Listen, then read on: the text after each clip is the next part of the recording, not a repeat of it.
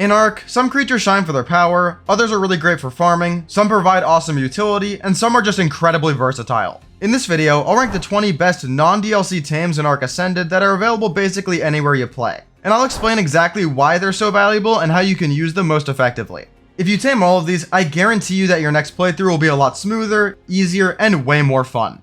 At number 20, I have the Dire Bear. I know that people have made fun of me before for talking about the Dire Bear way too much, but I gotta talk about it in this video. The Dire Bear is a beast for farming a lot of stuff, but most notably, it is great at farming honey. If you go up to a beehive and you use the alt swipe attack on the beehive, you'll be able to farm way more honey than you would regularly get by just farming it, and the bees don't even aggro you when you do this. It's also able to farm fiber, berries, and corpses because it's an omnivore, and the fact that it's an omnivore is just really convenient in general. It can also travel at really high speeds once you build up the charge, and has very solid stats so you can do a ton of damage on it, and it's just a very viable mount for traveling the map. Super good all-rounder, easily placed on this list.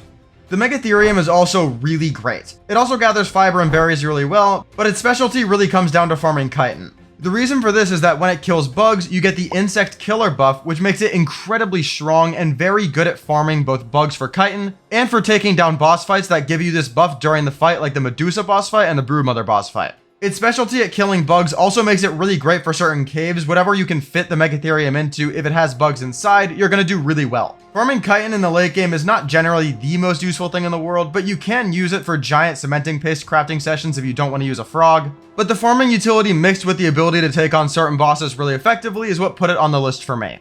At number 18, I have the Mammoth. The Mammoth is maybe the best farmer for wood in the entire game if you pair it with a raft and then go into the swamp to just hit all the swamp trees with it. And it can also farm thatch really effectively with its other attack. On top of these two, it can also farm berries really effectively because you have a huge AoE with your attacks, so it's just great at farming 3 different resources. It's also worth noting that the Mammoth has very solid weight, so farming thatch or berries by running around is pretty effective with this thing. And when you're on the raft, the weight doesn't matter, but it does get a wood weight reduction as well.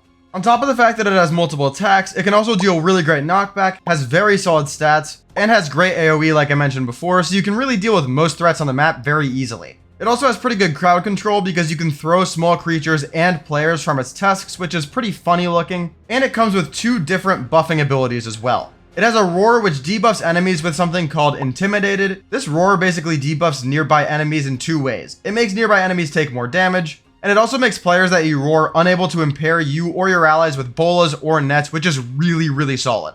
It also has the war drums, which can be pretty good depending on the situation. It gives nearby tames that are being mounted currently and players immunity to fear roars from UDs, and more importantly, it also boosts the stamina regen for players nearby, which is really good for PvP if you're using beer to run turret walls. This is because beer drains your stamina really quickly, so it basically just lets you run for longer and get to more turret walls even if they're a bit further away. The roar and the war drums are admittedly more PvP focused, but it just makes the creature so much better in that game mode, and it's still great in PvE, so I included it on the list.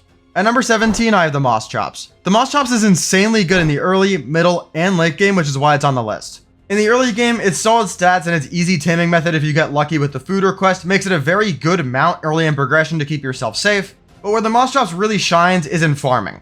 It farms every single thing you can see on screen now. I'm not listing all of this, there's way too many things to talk about. And you can literally level farming into it, which improves certain resource farming ability for the Moss Chops. For example, if you spec your Moss Chops into something like a organic polymer farmer, it can become the best organic polymer farmer in the game if you fully spec it into that and then pump melee. Just the fact that you can level up its ability to farm in 2 different ways, one being the radial menu yet again, which can spec into certain farming resources, and then just the melee stat in general to farm more, is almost exclusively unique to the Moss Chops, and is why it's just so good. Based off the sheer potential and the variety of things that you can farm, the Moss Chops is arguably one of the best farmers in the entire game, and it's so easy to tame, I just couldn't keep it off a list like this.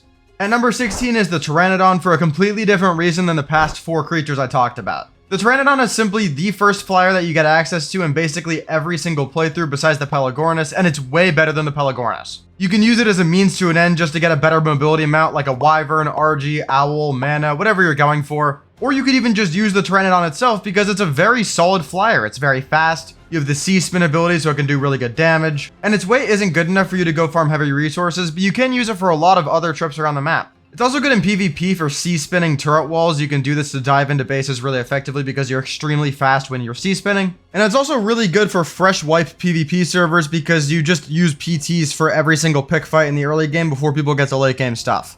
Basically, whatever you're trying to do in the early game of Ark, the Pteranodon will make that goal exponentially easier. And once you unlock your first flyer, which generally is the Pteranodon, a lot of the deaths in the game become very, very avoidable because you can just fly away. The Deinosuchus is another tough one to rank, but there's no denying that it should be on the list. By far the most powerful creature on the list, it's just completely dominant over every single thing you'll run into in the wild besides a handful of creatures. It's almost completely replaced Rexes in terms of the boss fighting power option side of the game because it's just way stronger.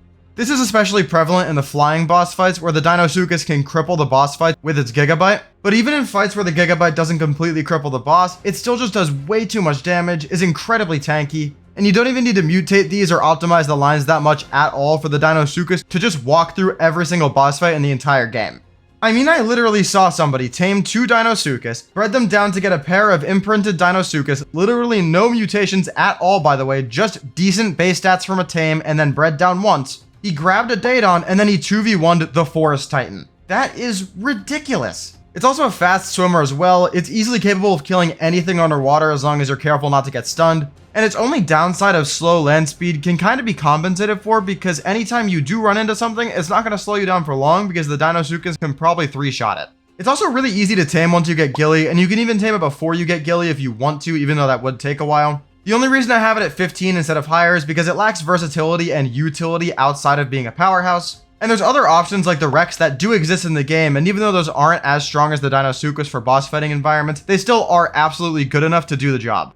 I guess it's worth mentioning a couple of honorable mentions now. There's not too many and I'm not going to go into too much detail here, but the Rex could absolutely be argued to be on the list. It's still very powerful and comes with a tech saddle which gives it more late game utility than stuff like the Deinosuchus does. And the other one is the Stego. The Stego is absolutely on this list if we're only talking about PvP, but besides PvP, it's really only a berry harvester, so I kept it off the list. It is incredibly good in PvP and absolutely a must-have for that game mode, but for PvE, you can really go without it.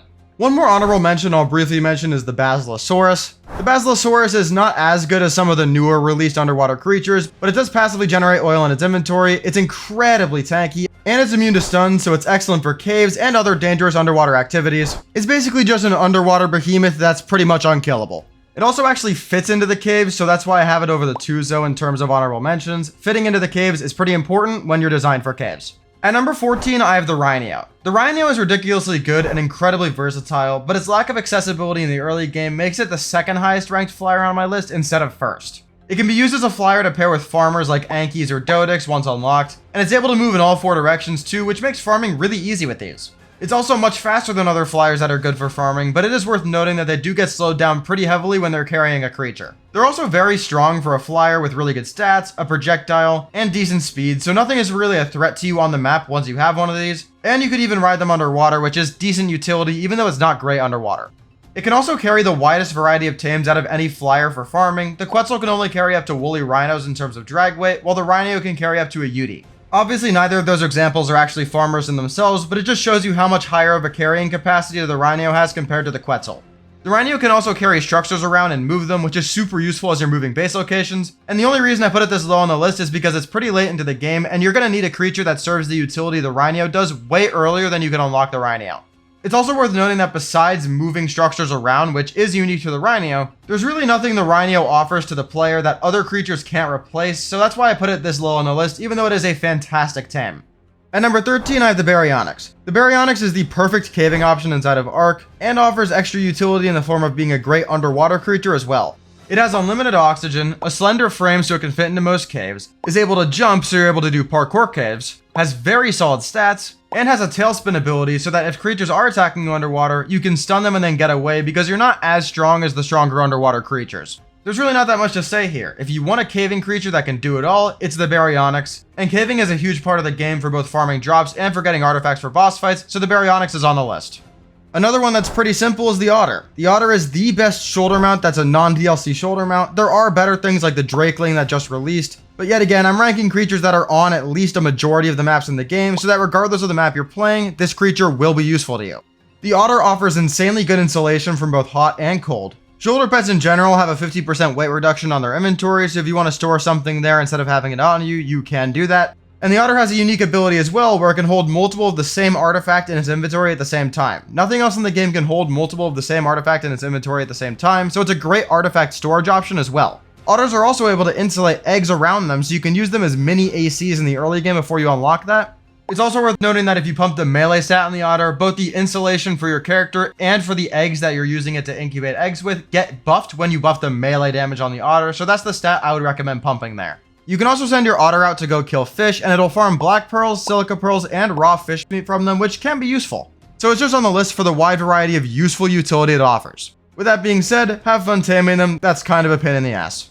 At number 11, I have another ASA exclusive creature, and it's the Archelon. The Archelon has a couple of incredibly useful pieces of utility, and it's a great mount in general. In terms of utility, you can get Archelon algae from it, which can be used for two things. One, you can use it for taming as a more effective berry or crop. It's a bit below kibble in terms of how effective it is, but for all herbivores in the game, it's better than any form of crop or mejoberry. On top of this universally convenient way of taming, you can also use the algae to create algae sushi, which improves taming effectiveness mid-tame. Let's say you knock something out and then it gets hit a few times, you can give it algae sushi and it'll give 5% of the taming effectiveness back to the creature that already got hit. There is a 5-minute cooldown on algae sushi, but if you use a couple of it, you should be able to get your effectiveness back up to 100 regardless of what happened. It's a much easier alternative than letting the creature wake back up and then knocking it out again, because that wastes way more tranks and way more time. The algae production also scales with the food stat, so you can create really heavily mutated food Archelons, and then just use that as an incredibly effective Archelon algae farm because the item is just that good. It also farms biotoxin really effectively because it's stun immune and gets a buff called the jellyfish killer buff whenever it kills jellyfish. Its saddle also acts as a portable scuba tank for you and the multiple people that can sit on its saddle, and it has pretty solid stats and an okay movement speed, so you can use it to kill most underwater threats. On top of all that, you can store the Archelons you have tamed on land. They are really slow on land, but it's very nice to be able to store creatures outside of the water. It's a lot easier to store creatures safely on land than it is in the water. At number 10, I have the Oviraptor for a very simple reason. Eggs. The Oviraptor is basically a must-have for any kibble farm you build. It increases egg laying speed for nearby tames and automatically picks up the dropped eggs since ASA was released. It basically lets you create highly efficient automatic kibble farms, which is great for both imprinting babies and taming, because you can make the highest tiers of kibble very easily with this, and then use that highest tier of kibble for every single kibble need you have in the game, because using higher tier kibbles on lower tier requirements does work still. And even though it might seem like a waste using higher tier kibbles like extraordinary kibble on every single need in the game, if you have an automatic farm making you all the stuff you need for that kibble, it's much easier to just work on one recipe that works for everything than working on 6 different recipes and then optimizing exactly what you need per situation. Speaking of making extraordinary kibble, there is one other component you're gonna want to have a farm for, and it comes from the queen bee. The honey you need to make veggie cakes and extraordinary kibble is so valuable in Ark for so many different situations. And going around farming beehives in the wild in the late game is just not efficient because you need so much of it. Taming a queen bee can be a pain in the ass, but if you get it done and you get a beehive in your base, it is going to be permanently useful to you, which is why I think it deserves a spot so high up on a most valuable creatures list. On top of the already incredibly useful veggie cakes for healing all herbivores in both PvP soaking situations and boss fight situations, and the extraordinary kibble which I just explained, it also is useful for taming certain creatures, and yet again, you're always going to have to go out and farm honey at some point for the veggie cakes anyway, so why not just tame the queen bee, even if it's a bit of a pain in the ass, just so you never have to go out and deal with that inconvenience of finding honey ever again. At number 8, I have the Daedon. The Daedon being able to heal everything in an AoE around it is just an ability that no other non-DLC creature has, and it makes the Daedon invaluable in certain situations. You can just keep it around the base for whenever something comes back and needs a quick heal. You can use it in certain boss fights if the boss fight is a kind of stally fight, it takes a while. Keep healing your creatures during it, it'll make it so much easier. Even though the UD is better, and we will talk about the UD later in the video, the Daedon is still absolutely a great support unit for boss fights. And if your biggest issue is that it's running out of food too fast and it's not healing super quickly because it keeps running out of food, put a bunch of food in its inventory, leave render, and then come back into render, and it'll automatically refill its food bar and heal again faster. It's just really, really good. One more thing, just make sure that you don't leave the passive healing on if it's in the radius of a trough. If you leave its passive healing on, it'll eat all the food in your trough so quickly and then just screw over all your other tames because they won't have any food to eat. So make sure you turn that off when you're not actually using the healing feature. But yeah, definitely a great tame. At number 7, I have the Dodic, which is obviously a classic. It's incredibly good for farming stone, and you may be surprised that it's actually down at number 7 instead of being higher, but unless you're on extinction, there's really no utility outside of the stone farming. And although farming a lot of stone is really valuable, it's not valuable enough to be higher than so many better versatile creatures. It does get a huge weight reduction on stone, which is really nice, and yet again, if you're on extinction and you can farm the crystal, metal, electronics, and element dust from the sanctuary structures, it's probably a top 3 creature in the game. But on the average map, it's just a really great stone farmer, obviously something you need to tame, but it's not the best of the best. At number 6 is the Gigantoraptor, and I'm going to run through all of its abilities because I've never actually broken it fully down in a video, so buckle up, this might take a couple of minutes. The Gigantoraptor is an incredible tame for breeding and raising babies. It gets a roar which pings nearby baby creatures with an icon so you can easily find them. If you claim a wild baby with a Gigantoraptor and the Gigantoraptor that you're riding is a higher level than the wild baby, it gains additional bonus levels that can equal up to whatever your 100% taming effectiveness would be for taming it. It can store babies in its saddle and acts like a feeding trough for them. There's a drag weight limit here, but the feeding trough for babies is incredibly helpful sometimes. The only downside for this is you do need to be on the back of the Gigantoraptor for this to work. But if you want to just AFK on the back of a Gigantoraptor after putting food in it and having the babies in the saddle, that does work really well. If you'd rather get an extra boost instead of AFKing, you can also use the saddled babies' time while they're babies to get a bonding bonus built up with the adult Gigantoraptor by going and killing a certain number of creatures with it while the babies are in the saddle. If you kill enough creatures, this boosts the experience gained and damage output while the babies are around the Gigantoraptor for their entire life, which is really nice. The Gigantoraptor can also refresh imprint requests once per cycle by doing that same roar that I talked about earlier for looking for babies. The Cryopod used to do this and they sadly removed that, so the Gigantoraptor is the only way to do this now. If all that wasn't enough, you can also use the Gigantoraptor to incubate eggs, which is just ridiculous. It's already one of the best raising creatures in the game. It's insane that it can also do this. The Gigantoraptor is just built different when it comes to raising and breeding creatures. If all that didn't sound like enough, the best ability for this arguably is its ability with the feathers. If you pluck feathers off the Gigantoraptor, you can use the feather on a breeder to give its baby a substantially higher chance to get the better stat for a certain category. The feather auto-consumes by the breeder after the breeding happens, and recently they made it so both males and females have access to this feather perk when it used to only be for females, so that's even nicer. The Gigantoraptor is also maneuverable, has a glide, high speeds, and can jump. It's not a super strong fighter, but you can avoid a lot of threats with this. It's just easily one of the best creatures in the game. The only reason it's at number 6 instead of being higher is because most of the stuff here is more so focused on time saving than anything, but the convenience it offers puts it at number 6. The last ASA exclusive creature on the list is the Helicoprion. It is absolutely ridiculous how good this creature is, and it's only been out for a couple of weeks, but it's already completely shifted how people are playing the game. So the most important thing for the Helicoprion is that you can turn your items into blueprints, which is incredibly useful in certain situations, because let's say you have a high quality flak chest piece, but you only have one of them. If you go out and you die with it, you're not going to have it again, you can't craft more, and you're going to have to go find another good flak chest in either a drop, or you're going to have to go find a blueprint, or whatever. It's kind of a pain. But if you have a Helicoprion, this all changes, because then you can get the good item, go to the Helicoprion, and then you can convert that item into a blueprint with a pretty good chance of success. If you can turn your good items into blueprints, there's basically no turning back. Because once you have the blueprint, you can pump crafting skill and make as many really high quality of a very good item as you want, because you just found one in a drop at some point and you took advantage of it. You can even scale the Helicoprion's success rate stat. It hard caps at a 90% success rate, but that is extremely high, so if you have a couple of a good item, you're guaranteed to get a good blueprint and then you're set for your entire playthrough. And there's even the hidden perk of getting to gamble, which is always fun. I really can't stress enough how good this is, but you guys have played Ark before, you understand that going out, dying with your best set of gear, and then not having a backup is incredibly frustrating, so having a way to prevent this is just game changing. The other thing about this that's really underrated is how strong it is. You can go underwater and kill basically anything down there, and if you use the alt tail attack with it, you can basically knock out anything underwater for a free tame. This works on even stuff like Mozas. You can just go down, right click the Moza a ton, eventually it'll knock out and you don't have to waste any tranks, you don't have to dismount off your really strong creature, and you're pretty fast on the back of the Helicoprion, so it's able to handle itself really well. The only downside for the Helicoprion underwater is that it is not immune to stuns. You can get stunned by jellyfish and eels, but as long as you're aware of that, or even if you time your right click attack properly when the eel or the jellyfish is about to get to you, you can actually stun that before it stuns you and then just leave. It's even immune to stuff like the Ammonite Pheromone Rage, which is really annoying when you're trying to farm that stuff for black pearls, so you can also use it for that farm, which is really convenient. Until they balance it, it's easily the most useful underwater creature in the game, so I highly recommend trying it out before it gets nerfed. At number 4, I have the Therizino. The Therizino might be the most versatile creature in the entire game. It's one of the strongest creatures, and it's an incredible farmer. First of all, besides farming all the stuff you see on screen, it also has a delicate and a power harvesting setting that you can upgrade, so you can basically farm stuff like wood much more effectively or stuff like fiber much more effectively depending on what you want.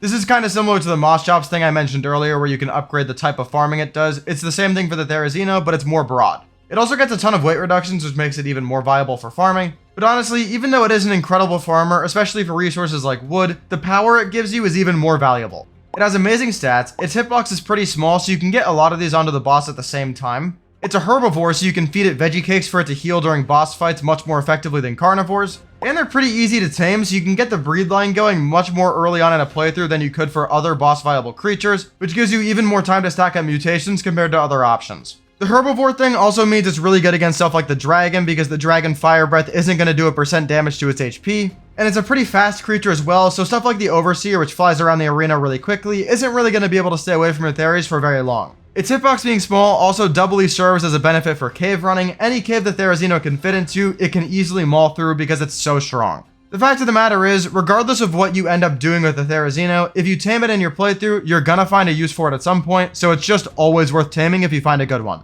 At number 3, I have the Yudi, and it's pretty simple why. The Courage Roar. Pretty much regardless of what boss fight you're doing, having the Yudi roaring your army to boost both damage and damage resistance is not necessarily a must-have, but it makes boss fights so much easier. This has been the go-to for buffing your armies for years. It's by far the best buff you can give to your armies. It's much better than a healing creature, for example. And even though the Daedon could be good in boss fights if you already have a Yudi in there with you, it's really not worth bringing unless you already have a Yudi because the Yudi is so much better. On top of the 25% damage and damage resistance buff that the Courage Roar gives, you can also use the Fear Roar for knocking out creatures more ammo efficiently.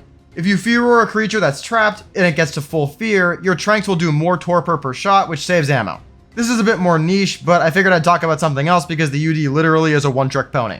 The RG might not be the best flyer in the entire game, but I've literally never played the game without one, which is why it's so high on this list. It has countless weight reductions, a saddle that doubles as a portable smithy, and the ability to carry around all the important farmers that you need with solid weight, which makes it absurdly valuable, especially in the mid-game. Of course, on certain maps like Aberration, the Karkinos is great, and of course in the late game you could go with the Rhinio, but the fact of the matter is, the RG is the go-to flyer for farming for most people for the entirety of the game. The RG also has solid stats, which makes it able to kill pretty much every threat on the map, and it has a corpse harvesting buff, which gives it a regeneration bonus whenever you harvest a corpse, which is incredibly useful if you're out for a long time and you need to heal fast. Yet again, the RG isn't necessarily the strongest creature in the world, but the utility it offers is just too good to pass up.